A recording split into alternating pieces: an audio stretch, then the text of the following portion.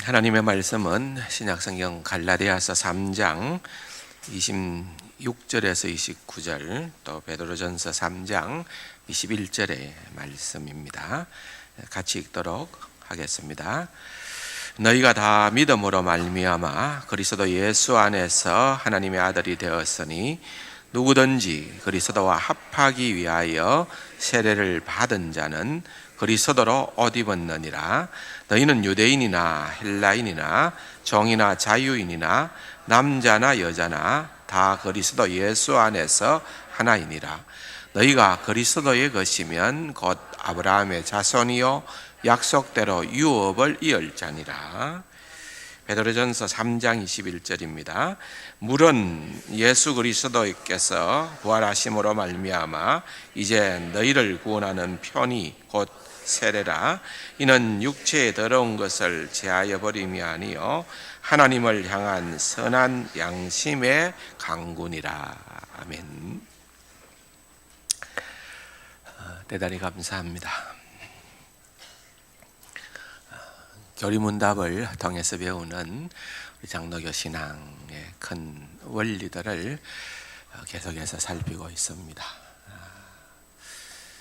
믿음을 가지고 또 우리 믿음이 계속 생명력 있게 자라야 되는데, 하나님께서 우리에게 이 믿음을 더욱더 자랄 수 있도록끔 은혜의 수단을 허락해 주셨다.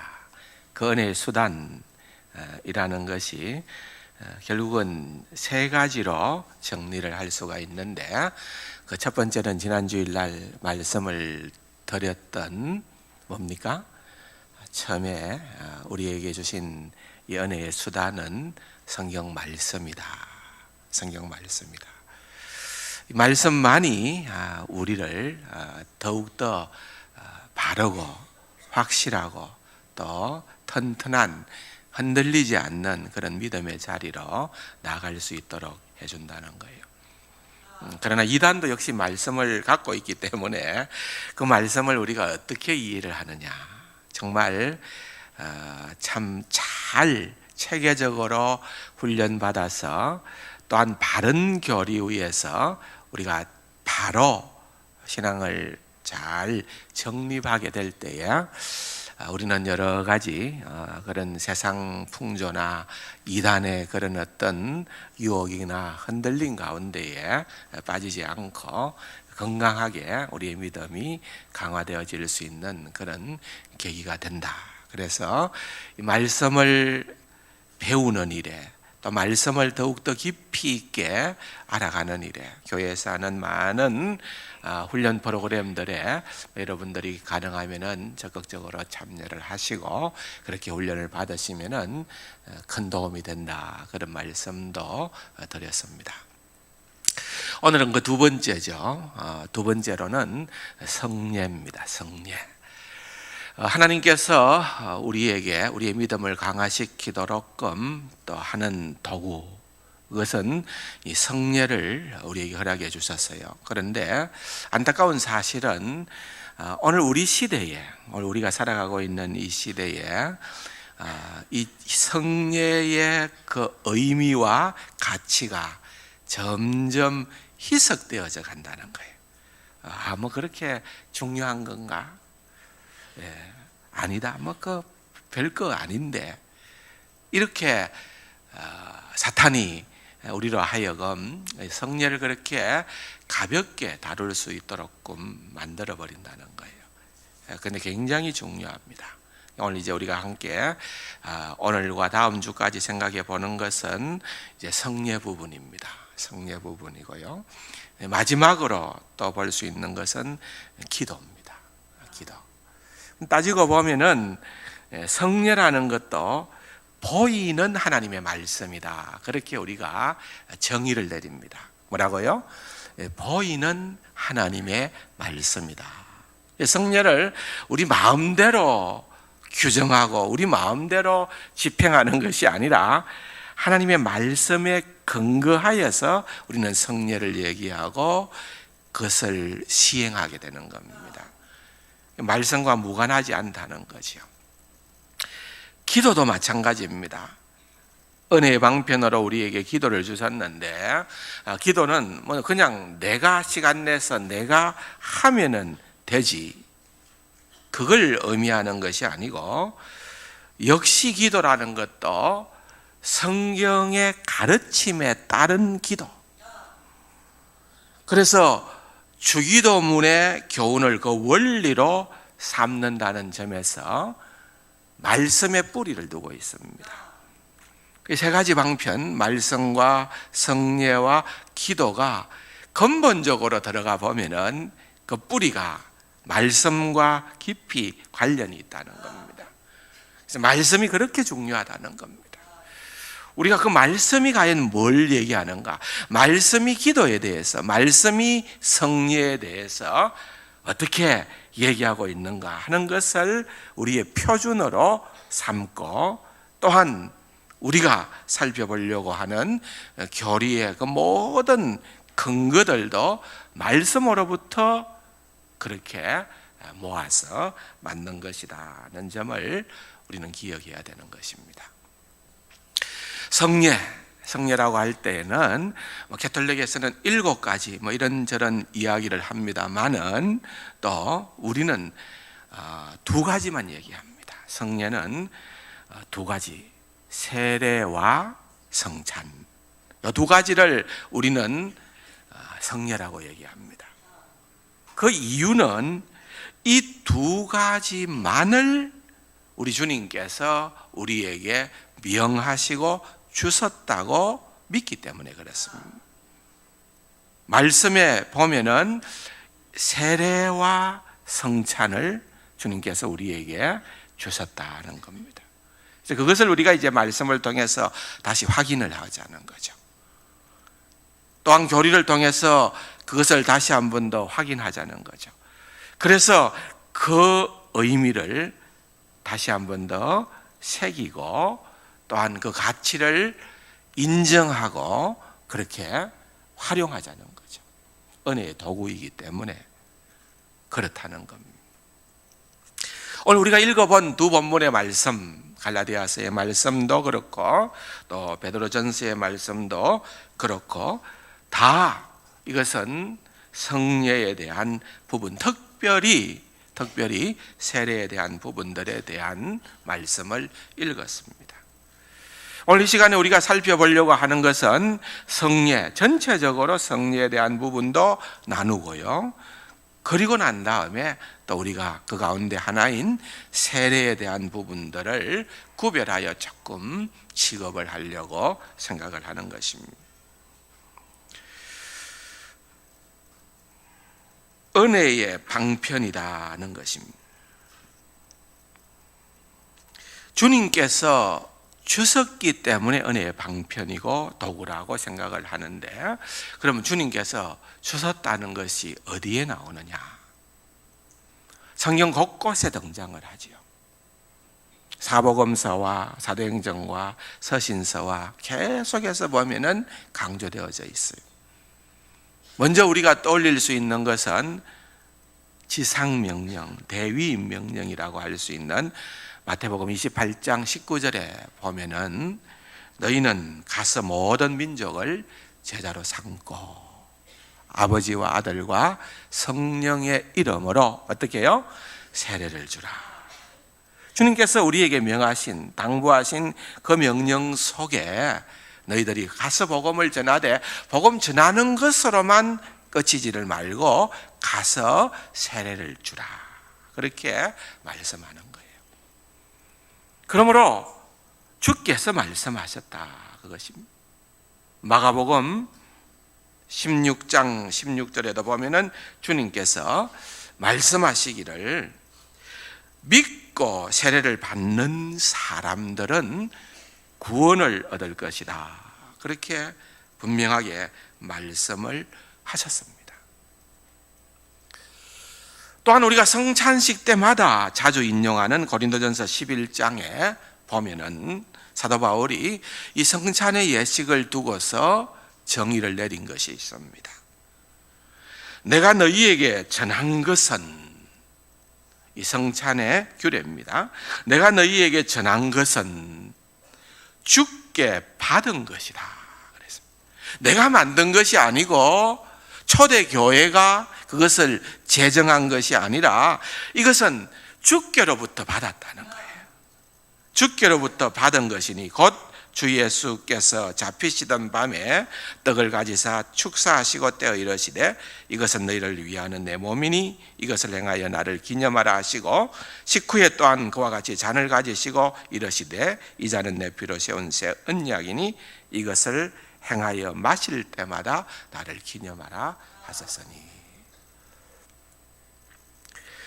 내가 너희에게 전한 것, 떡을 떼고 잔을 나누는 이 의식은, 이 성찬의 의식은 우리가 만든 것이 아니라 주께서 우리에게 말씀하신 것을 내가 실행에 옮긴다, 그렇게 말을 하고 있는 것입니다.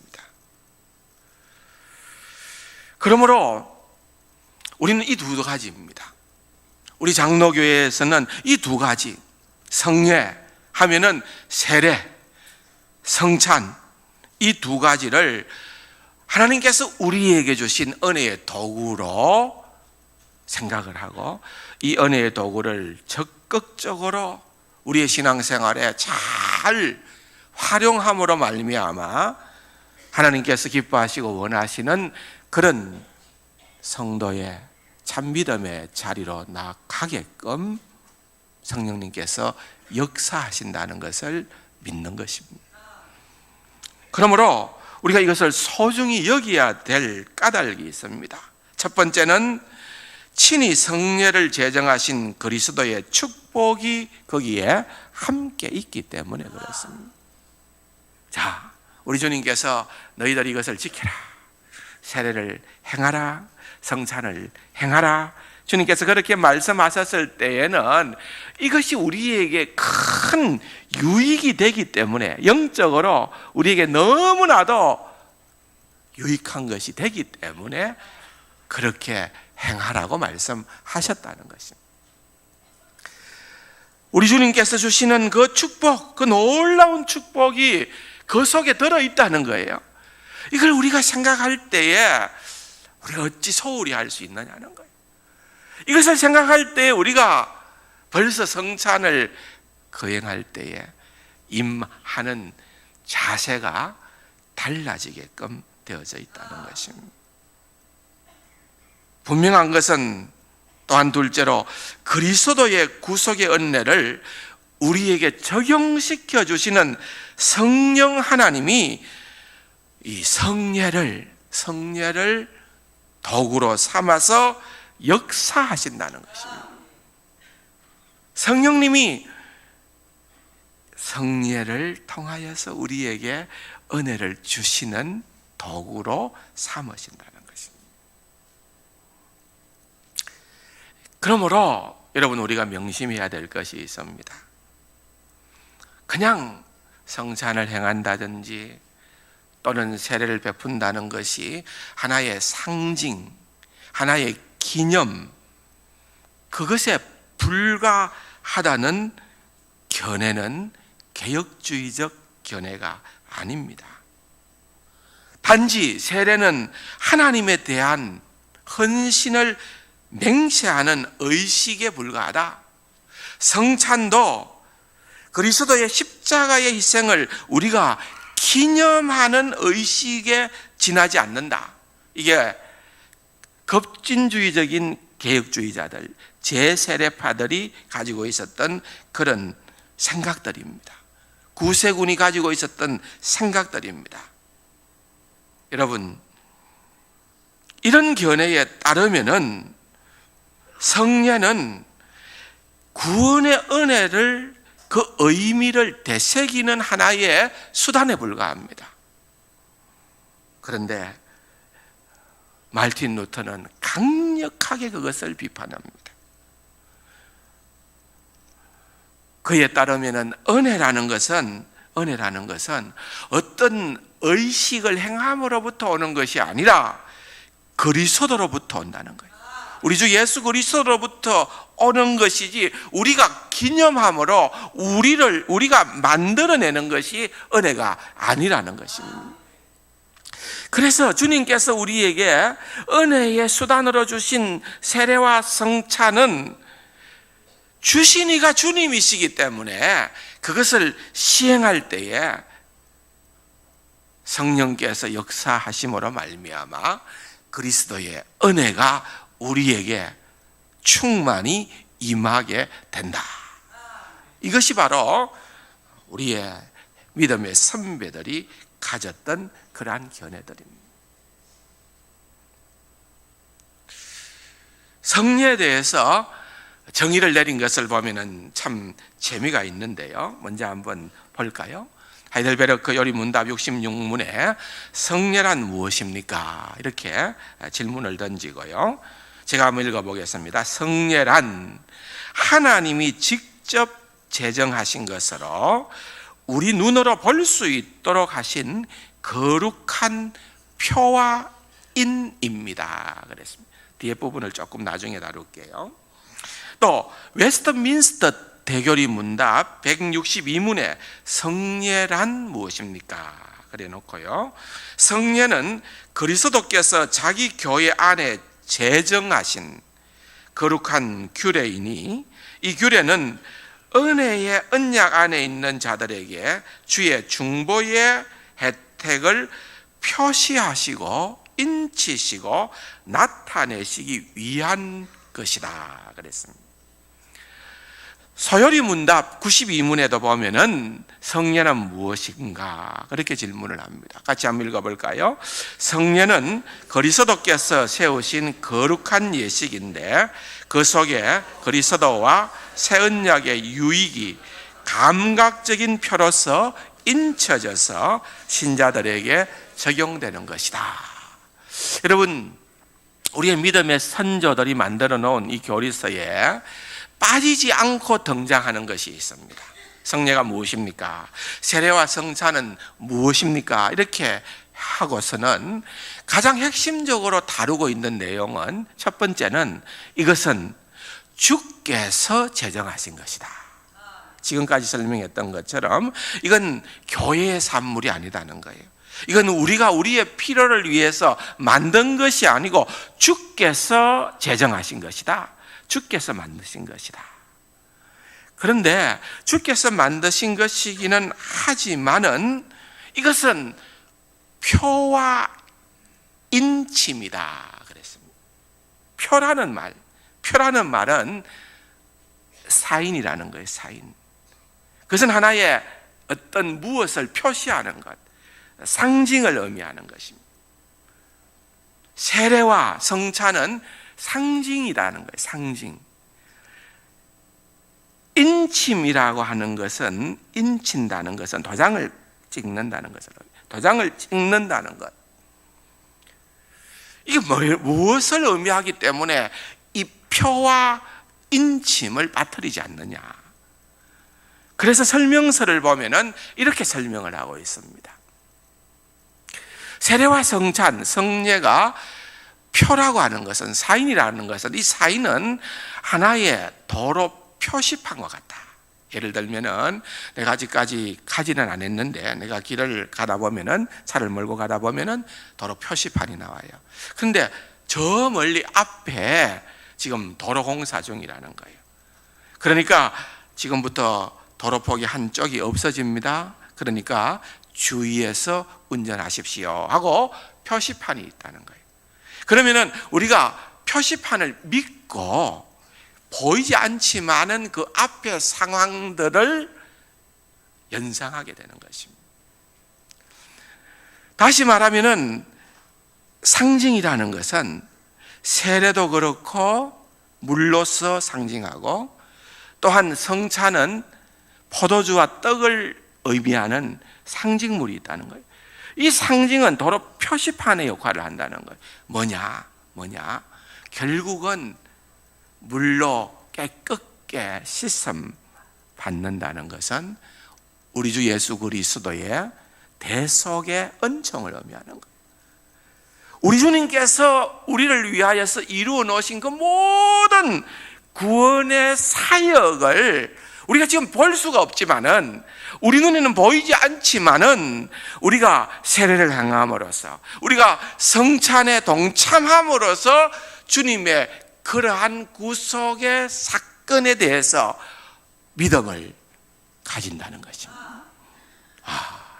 주님께서 성경의 예언대로 2000년 전에 이 땅에 오시사 우리를 위하여서 대속의 죽음을 죽으시고, 또한 우리 죄를 사해 주시고, 죽음의 권세에서 부활하시고, 주님께서 우리와 연합한 그러한 놀라운 복을 우리에게 허락해 주셨다.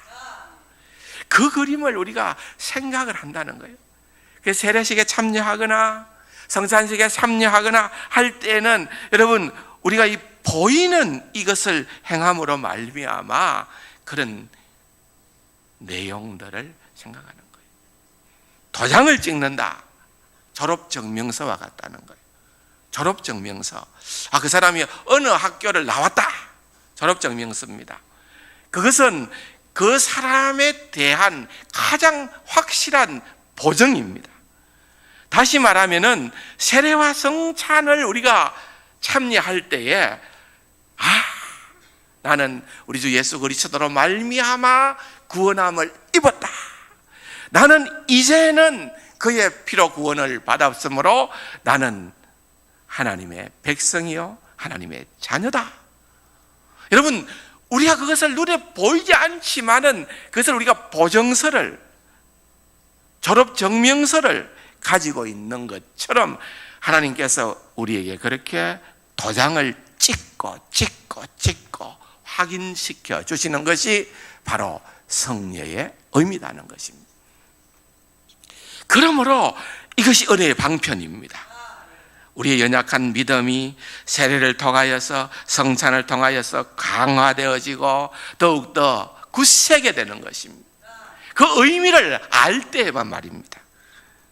의미를 알지 못하고 세례에 참여하거나 성찬에 참여하는 것이 위험하다는 것이 바로 그런 의미입니다. 그 의미를 우리가 깨닫고 알 때에는 바로 그러한 은혜가 우리에게 임하게 되어진다는 것입니다. 그러면서 우리 장로교회 교리문답에서 보면은 성례를 이 표와 인어로 설명을 하고 난 다음에 구성 요소에 대해서 조금 더 구체적으로 말씀을 하고 있습니다. 웨스트민스터 대교리 문답 163문에 보면은 성례의 요소는 무엇인가 한번 읽어봅시다. 성례의 요소는 둘이니, 하나는 그리스도께서 친히 지정하심에 따라 사용되는 외적이고 감지할 수 있는 표이며, 다른 하나는 이로써 표시되는 내적 영적 은혜이다.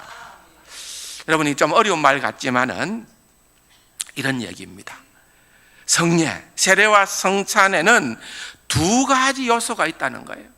세례를 베풀 때 물로 베푸는, 또는 성찬을 행할 때에 우리가 포도주와 떡을 떼는 것은, 그것은 외적으로 눈에 보이는 그런 상징적인 것이 있다는 거예요. 그런 외적인 상징적인 요소가 거기 있는 거예요.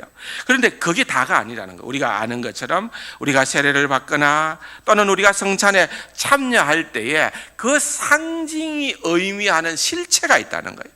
보이지 않는 그 실체가 있는데, 그 실체가 바로 우리에게는 너무나도 귀하고 중요하다는 거예요. 그 실체가 뭐냐? 그리스도와 구원의 은혜들입니다. 조금 더 구체적으로 표현하면은 우리 그리스도의 대속의 죽음, 그리스도와의 연합, 사제, 중생, 양자됨, 영생에 이르는 부활, 모든 것이 그리스도께서 행하신 일입니다. 그 모든 것들이 사실은 실체예요. 그래서 세례를 행하고, 그래서 성찬을 행할 때에 우리는 외적인 상징을 무시할 수 없고, 그 상징이 담고 있는, 지향하는 그 실체의 본질을 기억하면서 우리가 동참을 하게 된다는 것입니다. 그러므로 이것이 우리에게는 굉장히 중요하다는 것입니다. 그러므로 이러한 것들이, 이러한 외적인 상징과 내적인 실체는 한결같이 이것이 우리 주 예수 그리스도의 그 놀라운 구원의 은혜로 방향을 맞추는 것입니다. 그래서 하이델베르크 교리문답 67문에 보면은, 그러면 말씀과 성례 이 둘은 우리의 믿음을 우리의 구원의 유일한 근거가 되는 예수 그리스도의 십자가의 대속으로 향하도록 하기 위한 것입니까? 답을 같이 한번 읽어봅시다. 예, 참으로 그렇습니다. 왜냐하면 복음을 통해 성령님은 다음 사실을 가르치시며 또한 성례를 통해 그 사실을 확정하시기 때문입니다. 곧 우리의 모든 구원은 우리를 위해 십자가 위에서 죽으신 그리스도의 유일한 희생 제사에 달려 있다는 사실입니다. 여러분, 우리의 구원은요, 우리의 선행이 아닙니다. 우리의 공로가 아닙니다. 그 어떤 것도 아닙니다. 우리의 구원은 오직 예수밖에 없다는 거예요. 예수 그리스도의 대속의 죽음의 결과로 우리에게 구원의 은혜가 임하기 때문에 말씀이든 성령, 말씀은 그 예수 그리스도의 구원의 은혜밖에는 없다는 것을 우리에게 가르쳐주고, 성례를 통하여 그 구속의 은혜가 믿음이 더욱더 굳세게 확정되어져 간다는 것입니다. 그러므로 우리 장로교회에서는 성례가 효력 있는 구원의 방도가 되는 것이 성례 자체나 또는 성례를 행하는 사람의 어떤 덕에 있는 것이 아니라, 알아할까요? 그리스도의 축복과 성령의 역사에 있다. 이 효력, 이 성례의 효력, 여러분 보십시오. 어떻게 하여 성례가 효력 있는 구원의 방도가 되는가? 성례가 효력 있는 구원의 방도가 되는 것은 성례 그 자체나 성례를 행하는 자의 어떤 덕에 있어서가 아니라, 그 다음 같이 한번 읽어볼까요? 다만 그리스도의 축복하심과 또 믿음으로 성례를 받는 자들 속에 성령이 역사하심으로 되는 것이다. 아멘이십니까? 이게 성례라는 거예요. 그리스도의 축복하심과 성령의 역사가 우리에게 임해야 된다. 그러므로 성례를 통하여서 우리에게 은혜를 주시는 주체는 누굽니까? 하나님이다. 하나님. 성례 자체도 아닙니다. 성례를 행하는 사람의 그 무엇도 아닙니다. 성례가 은혜 될 수 있는 것은 성례를 우리에게 허락해 주신 그 하나님으로부터 비롯되어진다라고 하는 것을 우리는 다시 한번 깨달아 알아야 되는 것입니다. 다시 한번 복습하겠습니다. 하이델베르크 요리문답 68문에 보면은 그리스도께서 신약에서 제정하신 성례는 몇 가지입니까? 몇 가지입니까? 거룩한 세례와 성찬 2가지입니다. 여러분, 다른 게 없습니다. 우리에게 주신 성례는 몇 가지라고요? 2가지. 2가지가 뭡니까? 세례와 성찬이다. 세례와 성찬이다. 웨스트민스터 대교리 문답 164문에도 보면은 신약에서 그리스도께서 몇 가지 성례를 제정하셨는가? 다 같이요. 신약에서 그리스도께서 그의 교회 안에 2가지 성례만을 제정하셨으니 곧 세례와 성찬이다. 소교리 문답 93문에도 보면은 신약의 성례는 무엇인가? 신약의 성례는 세례와 성찬이다. 이제 안 잊어버리겠죠? 안 잊어버리겠죠. 자, 은혜의 방편으로서 하나님께서 두 번째로 우리에게 허락해 주신 것이 뭐라고요? 성례. 성례는 들어가 보면 두 가지인데 뭐와 무엇이다? 세례와 성찬이다. 주신 이가 누구라고요? 하나님이시다. 주께서 우리에게 주신 것이다. 자, 잘 아는 내용입니다만은 결론적으로 한번 봅시다. 그 가운데 여러분 세례에 대해서 우리가 한번 간단하게 생각을 하자면은 세례는 물로 씻는 신약의 성례라고 합니다. 그래서 세례는 이 물로 씻는다. 이 세례의 상징 아니겠습니까? 그 세례가 물이 상징하는 실체는 그리스도와의 연합, 제사함, 중생, 양자됨, 영생의 부활로 명시되는 것입니다.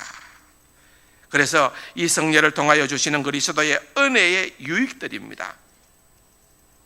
이 영적인 언덕들을 받아 누린다는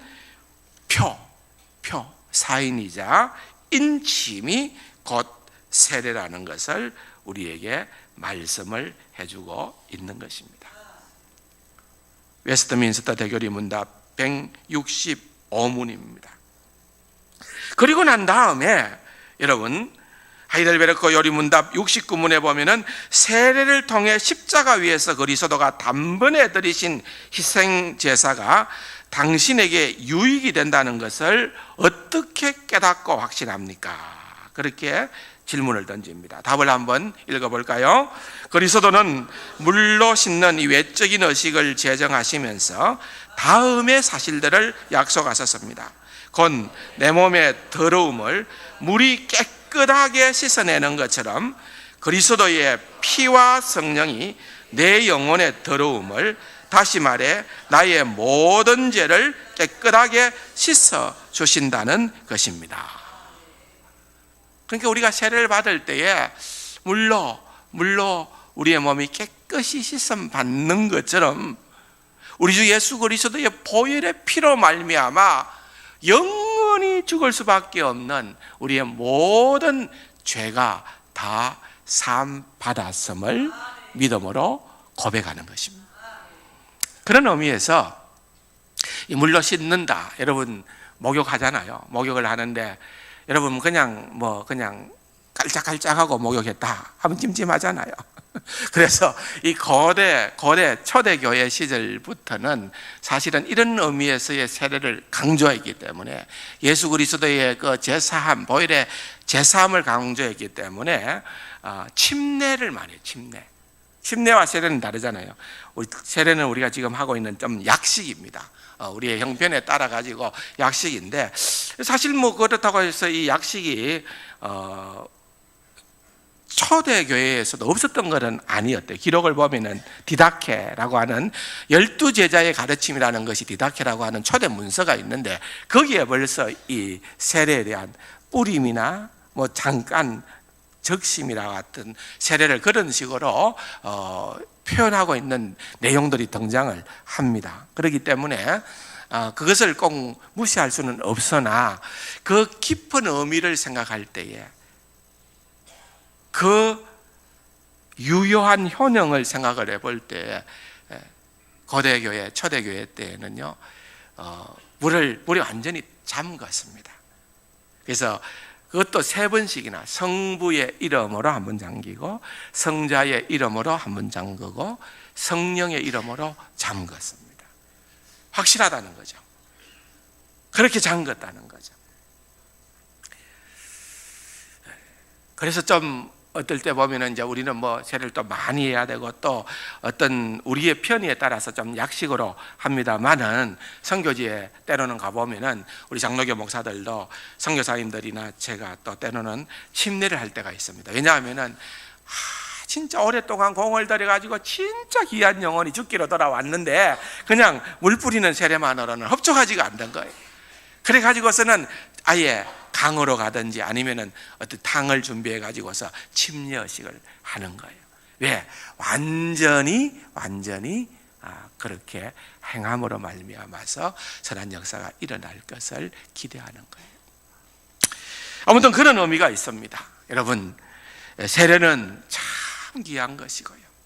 세례 받지 못한 성도님들, 또한 세례를 받지 않아도 괜찮다 생각하고 신앙생활 하시는 여러분들이 계신다고 하면은 반드시 주께서 명하신 성례의 세례가 있음을 깨닫고 이 세례 성례를 통하여서 주시는 큰 복이 있어요. 그래서 우리 장로교는 언약의 교리를 믿지 않습니까? 성인이 된 사람이 세례를 받기 위해서는 믿음과 순종을 절대적으로 요구하지만은 유아인 경우에는 부모가 다 믿어도 되지만은 그 중에 한 사람이라도 믿음의 반열에 있게 될 때에는 우리가 언약을 힘입어서 이 은혜의 자리에 머물 수 있도록 세례를 베풀어 주는 것입니다. 그래서 세례가 큰 의미가 있다는 것을 이 시간에 다시 한번 말씀을 드리는 것입니다. 사랑하는 성도 여러분, 이제 부활절을 앞에 두고 있습니다. 또 문답이 있습니다. 가능하면은 세례를 받지 않은 분들은 빨리 서둘러서 세례를 받을 수 있고 또한 그렇게 맞추어 교육을 받기를 바랍니다. 또한 성찬의 예식이 있습니다. 성찬의 예식에 동참을 할 때에 이것을 통하여 성령께서 이것을 도구로 삼아서 우리의 믿음을 더욱더 든든히 세워가는 은혜의 도구들이다 라고 하는 점을 여러분들이 기억을 하면서 주님 안에서 더 귀하고 아름다운 진솔한 신앙생활을 감당하는 우리 성도님들이 되기를 주님의 이름으로 축원합니다. 교리문답을 따라드리는 우리의 기도 1, 2, 3 빨간 글씨만 하겠습니다. 세례의 성례가 담고 있는 의미를 잘 가르치고 배워서 그 영적 유익을 풍성히 누리게 하옵소서. 세례의 축복을 받아 누리며 그에 합당한 순종의 삶을 살아가게 하소서. 유아 세례의 언약을 의지하며 자녀들을 위하여 기도하게 하소서. 아멘. 예수 그리스도의 이름으로 기도드립니다. 아멘.